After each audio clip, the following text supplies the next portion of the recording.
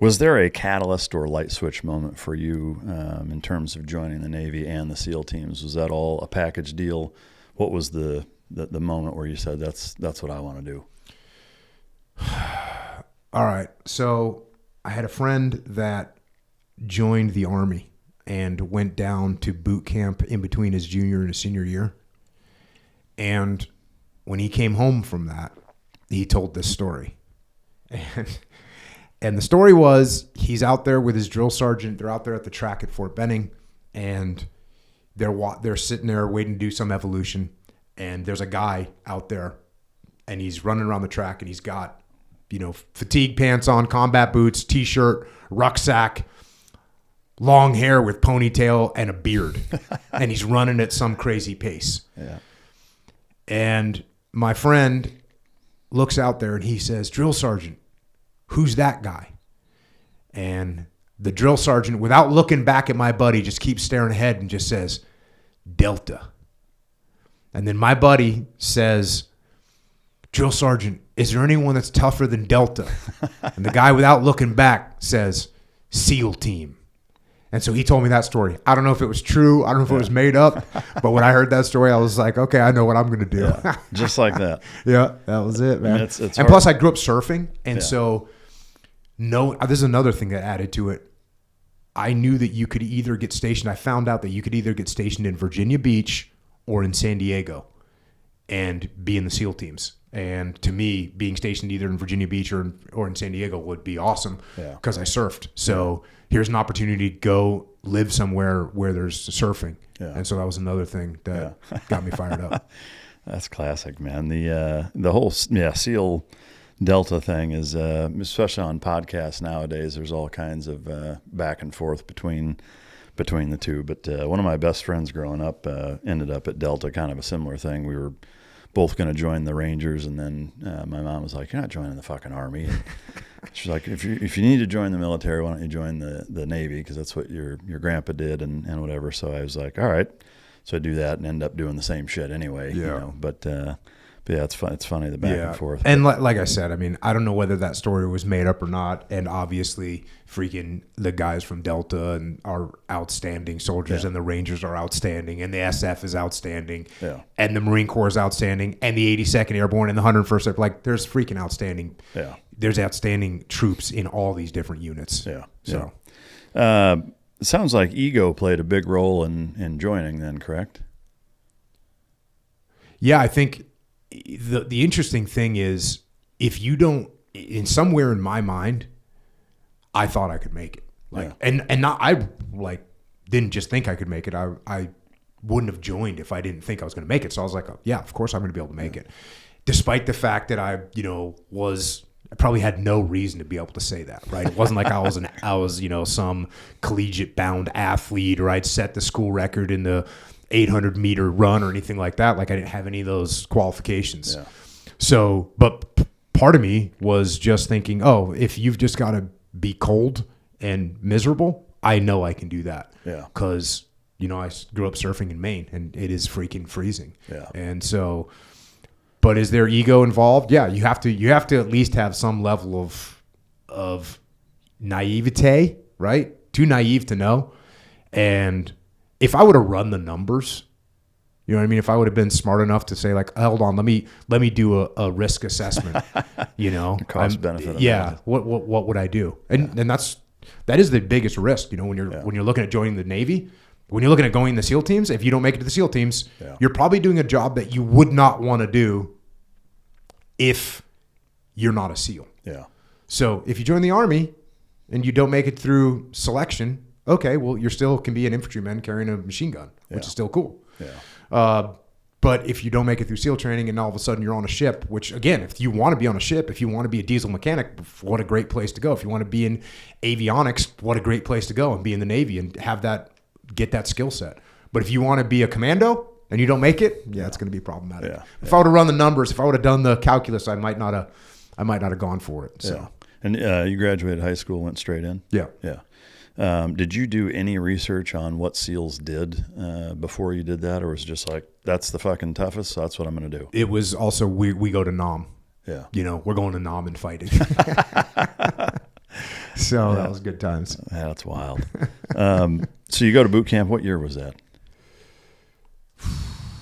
It was 1990. 1990 Okay. I went. September 13th I left for boot camp. Okay. And so straight through boot camp, what A school did you go through? I went to Personnelman A school. Yeah. This was 6 weeks. Yeah. The shortest one. One. Straight to buds. Was there anything that surprised you, like expectation versus reality of course, back then, like there's so little out there, so maybe you didn't even know what to expect. But did anything shock you, surprise you either way? Either was way harder than you thought or was a lot easier than you imagined? It surprised me that we were going to have time off. Yeah. In my mind, I was gone and I was never going to see anyone again. And so when it's like, oh, you can leave tonight. Well, what do you mean? You can go into Burger King, or you can go into Coronado and go to a restaurant. Yeah. That really surprised me.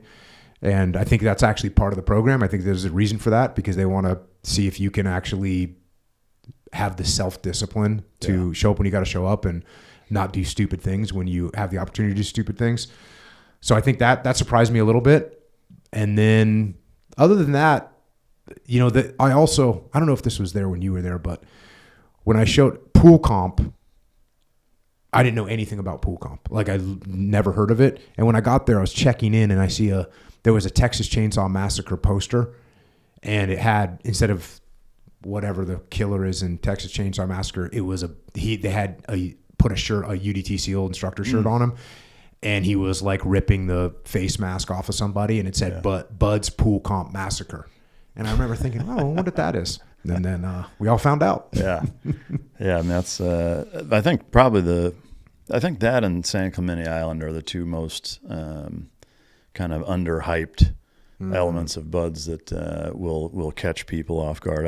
Obviously, everybody knows about First Phase and Hell Week, but yeah, pool comp. For me, the island was honestly the hardest part of buds. But I had a good time at San Clemente Island. By that time, I was like really, really fired up, and we actually got banned from getting wet and sandy. Oh, really? Because me and a few other guys were voluntarily getting wet and sandy and sleeping out on the grinder, and the instructors would be like, "What are you doing?" We'd be like, getting tougher, getting harder. Again, I was a freaking kid, so it was a good time. This one instructor, he like dropped me down or something, and I gave him my weapon. And then I do my push-ups, and he's like, "Why did you relinquish your weapon to me?" And I said, "So I would have to pay to get it back." He's like, "Roger that," and started hammering the shit out of me. So, God, who does that? That's awesome. Good times. It was class 177. 177, yeah. Did anything trip you up during training? Did you make it straight through? I did make it straight through. When I went through, and again, this is to the best of my memory, if you failed one run, you were on the bubble. If you failed another run, you got rolled or dropped. If you failed one swim, you were on the bubble. If you failed two swims, you'd get rolled or dropped. If you failed one O course. So basically, if they saw multiple failures of the same evolution, you could get dropped or rolled. Yeah. And I think I failed one of everything. Oh, okay. I failed like one run where I paced myself. And I never made that mistake again. Like, if I wasn't running full out, I was going to fail. So I just ran full out every one after that. I failed a swim. And then I failed an O course. I also failed pool comp. I failed pool comp. And the instructor, who was, you'd know who he was, but old Vietnam UDT guy. And he just, for 17 minutes, all he did was go to the surface. He would go to the surface, get a breath, come down, knock my mouthpiece out. Go to the surface, get a breath, knock my mouthpiece out. And he did. This is when pool comp was 30 minutes long. So he did that for 17 minutes. Didn't do anything else. Now you know how hard it is to get a breath. Yeah. It takes probably 5 seconds. I don't know, but it takes a while to clear that thing and get a breath. Yeah. And so it took him, let's say it took 5 seconds to get a breath. He was doing that like every 4 seconds.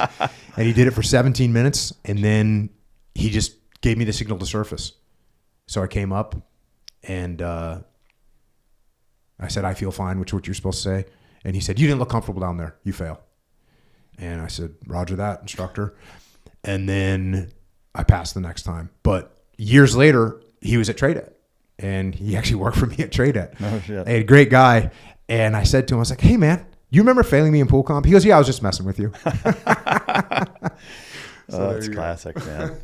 Yeah, I mean, they would do the same stuff even in like first phase with the knot tying, like with the doing the thumbs up and wait, and then they'd go back down, just sit there while you're fucking drowning and staring at you. I actually failed pool comp.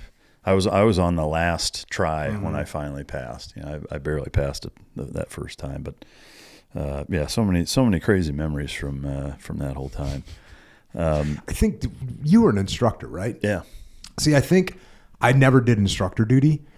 And so I think a lot of my memories of buds, they kind of faded, because if you don't revisit things, they fade, so I think when you're at buds as an instructor, you get to reconnect all those neurons. Yeah. And I never went back there. Yeah. So I just it's a big blur. I mean, I wish you had, it was such a neat experience. Yeah. I looking back, I wouldn't even want to go there and get stationed, but I would like to go back and run do a hell week, a couple hell weeks just to see what's going on. Just spend a little time over there and see what it looked like from the other side. Yeah. Because I never really got to see what it looked like from the other side. Yeah. For me as an instructor, I think the most surprising part was seeing behind the curtain and realizing how calculated everything is. It's like when you're going through, you think it's like they're just spinning the wheel of misfortune, to figure out what they're going to do next. But it's like, no, there's a very regimented protocol for everything, and that was, I think, the biggest surprise for me. But similarly, just so many memories and I found myself thinking like,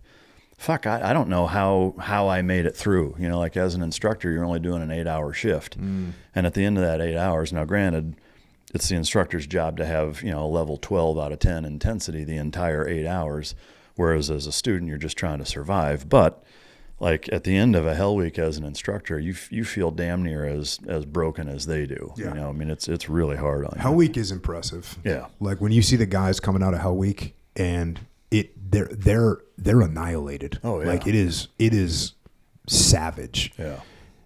The amount of chafing, just being awake for 5.5 days, the swelling. Yeah. Like guys gain 15, 20 pounds. Yeah.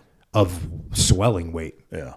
And it's brutal. It's legit, man. Yeah, I dig it. So you make it through buds, you go through kind of the normal pipeline. You end up at SEAL Team 1 first. Mm-hmm. Can you kind of walk us through your time there, of anything kind of that stands out as being memorable? Yeah, so Team 1, this was, back in the day, and Team 1 had the reputation of being Stalag Team 1, where it was like uniform inspections, haircut inspections, everything was like very, very over the top professionalism all the time.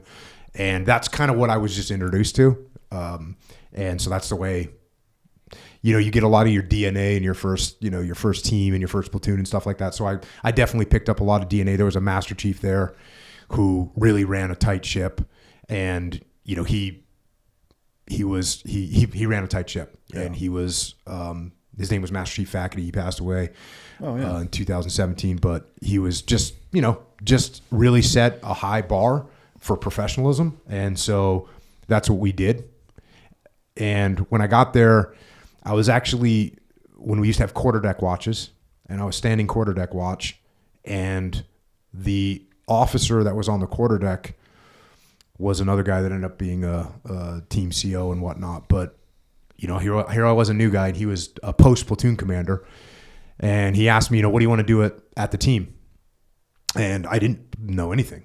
I said, I want to be a good SEAL, and he said, well, what do you want to do as your job? And he said, whatever they want, whatever they want me to do. Because again, I'm still a kid, man. I'm still young. Like whatever they want me to do. The Forrest Gump answer. Yeah. And he said, you should be a radio man. And I said, Roger. He said, do you want to know why? And I said, Roger. And he said, well, basically, if you're a radio man, if they go on a mission, you will go, because they have to have a radio man with them no matter what. Yeah. And I said, Roger that. And literally the next day I walked up to the comms room at SEAL Team 1. I knocked on the door and I said, I want to be a radio man in a SEAL platoon. And I honestly think I was the first person that ever did that. Yeah, I don't doubt it. And because, most guys don't want to carry a radio because it's not a glamorous job and it's a bunch of weight. And, Yeah, just not the most popular job in the SEAL teams, but that's what I wanted to do. So I ended up going to for a while they ran almost like an 18 Echo school, which for the Navy, and it was out on the East Coast. There was a fired up damn SEAL chief that was really into radios and really into comms, and he ran a comm course that was 2 months long, learned Morse code. So myself and another new guy, a guy named Giff, who's actually been on my podcast, we were new guys, and he actually wanted to be a radioman as well because he was like an interior communications guy. Oh, okay. And so he wanted to be a radioman. So we both wanted to be radiomen, and they sent us to this radioman course, and it was great. We didn't have our tridents yet. We hadn't been through STT. We went out to this course, and it was awesome. It was a great course. We learned a ton. Like I said, we learned Morse code. We learned all the HF radios. Do you still know it? No. Unfortunately not. Yeah. And we had to get to, I think it was, I forget what the nomenclature was, but it was like 5 groups a minute, send and receive. There was something like that. Yeah. But that really set myself and GIF up because we did really well in the class. And actually that chief that ran the course called the master chief and said, hey, these 2 freaking new guys that you sent out, they kicked ass. They were the top pair coming out of the field. He really set us up, and so gave us a good rep. And then what that actually did was very lucky because because of that, I got made the primary radio man in my first platoon. Oh wow, which is rare, very rare. Yeah. And so then when you're all of a sudden the primary radio guy, now you're sitting in all the planning meetings, you're helping with you are coming up with the CEOI, but you're sitting there with the officer talking about comms windows and what the comms plan is going to be and what the close air support is going to be and how you're going to communicate with your QRF vehicles, like all those things you're doing. So I was doing that as a young guy, and it was very, very lucky for me to be able to do that. And I had another new guy that was like my secondary who hadn't been to the comm school. So now I'm like responsible for teaching him comms, and so that set me up in a good way to really have a lot of pressure put on me and be able to learn a lot in that first platoon. Yeah, that's fascinating. And again, so rare. I think radioman is kind of one of those voluntold positions. Oh, yeah, usually is. Generally speaking. Kind of similar. So I went through IS school, Intel specialist, and as a fucking 19-year-old was the primary Intel rep of the platoon, which was pretty rare. Similarly, and there was a lot of pressure associated with that, for sure. Which was, I think, good for me. But at that point, it's kind of a standard workup, like 12 to 18 months, and then fleet X's, and then it was a little shorter than that for a Ford. I forget what the reason was, but it was a little bit of a shortened workup, and then we went on deployment. Our deployment was to Guam. We showed up there. I thought we were going to Nam. You know what I mean? And we showed up there. We did a cool recall OTB live fire DA at some site there in Guam right when we showed up. So that was pretty cool.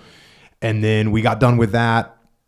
And then we were kind of a couple days later, we went in the range, we shot. Then a couple days later, we're kind of getting in the groove of deployment. And then we get like another recall. We had beepers, Yeah. And so we get the recall. And we, all rush back into the platoon space, and we get in there, and our LPO comes in, and he's like, hey, we left the range dirty, and they recalled us to go clean up the range. And I was like, oh, no. The balloon went up. Yeah, so that was kind of the messaging on the first platoon, I guess, awesome. And luckily we had some great guys in there that did their best to teach us, and taught us a bunch of stuff. Yeah. And one of the things I took away from that was my LPO in that platoon would say, always go out. And, what he actually technically meant was always go out and drink and party. But I also took it to mean always go out. If there's an opportunity to go out, if there's something going on, always go. Always put your hand up and go. And that's what I did. And that was kind of set a good habit for me of if there's an opportunity to go do something, if there's a school, if there's a trip, just raise your hand and go. Because what are you going to do if you're not doing that? Yeah. So the opposite of the standard "never again volunteer yourself" Navy acronym that most people learn. Yeah, it is. It's the opposite. Right? Yeah. The opposite was always go out. Yeah. In that first platoon, were there any textbook "Welcome to the SEAL Team" hazings that you got? Yeah. Anything out of the ordinary, or just taped up? Taped up, put in the dip tank. Zip tied. Any Tabasco on the nuts? Did they do that? No. They one thing that was funny was the old platoon spaces. They had like a little curtain that separated the sides, you know, and so my platoon chief and my OIC, I get called in to do a debrief with them or get counseling, you know, on how I'm doing and stuff like that. So I've got my back to the curtain. Standard. And they start asking me questions, and then at some juncture, you know, they say, well, you know, I forget what the setup question was, but you know, as soon as I open my mouth to answer it, the curtain springs open and I get grabbed. And so got the welcome aboard stuff, and it was all in good fun. It was all meant to build camaraderie. It was all meant and to unify the platoon. There was a level of, hey, if you do something stupid, you're going to get your ass kicked, and it doesn't matter how tough you are because there's 15 other guys that will kick your ass. So don't do anything stupid. Don't make the platoon look bad. Don't forget gear. Don't show up late. Like all those basic things were enforced by physical threats of violence. And again, that sounds real terrible, but they weren't terrible. It was good-hearted, fun type of interaction between guys in the platoon. Yeah. In fact, if you didn't get that type of treatment, there was probably something wrong with you. And when I would see that happen, it usually meant a guy wasn't going to be in the SEAL teams for very long because he wasn't part of the platoon. Yeah. So there's been, you know, hazing incidents where it gets stupid. Like there's where it's totally out of control, where you have people that are either stupid or sadistic, and then it just becomes a terror, and it doesn't build unity. So I think you know, there's been a huge backlash against hazing. It doesn't really happen anymore. I mean, when I was on a ship on an ARG platoon and went across the equator, and they hazed the living shit out of us. Navy authorized, you know, it was a massive shellback, golden shellback. Yeah. And did you do that? Nuh-uh.